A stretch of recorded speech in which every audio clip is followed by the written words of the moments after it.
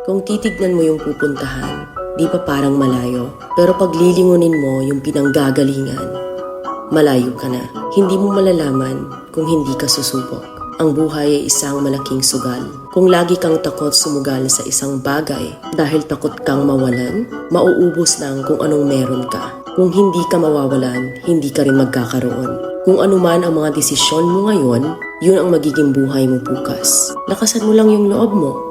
Dahil ang mundong to, aapakan lang ang mga mahihina. Ibangon mo palagi ang sarili mo. Balang araw, magugulat ka na lang na ang layo na pala ng narating mo.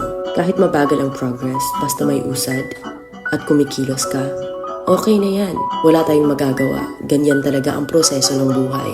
Lahat tayo nakakaranas ng hirap. Hindi natin alam kung hanggang kailan tayo dito sa mundo. Kaya mas piliin mo maging mabuting tao.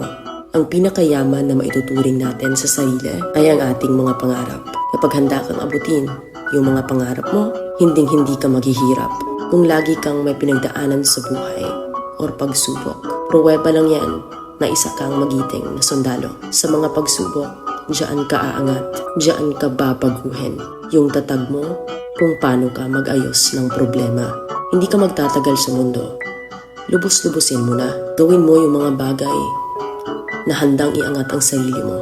Huwag mo isipin yung mga sinasabi ng iba at huwag na huwag kang panghihinaan ng loob dahil lahat ng tao ay may iba't ibang desisyon.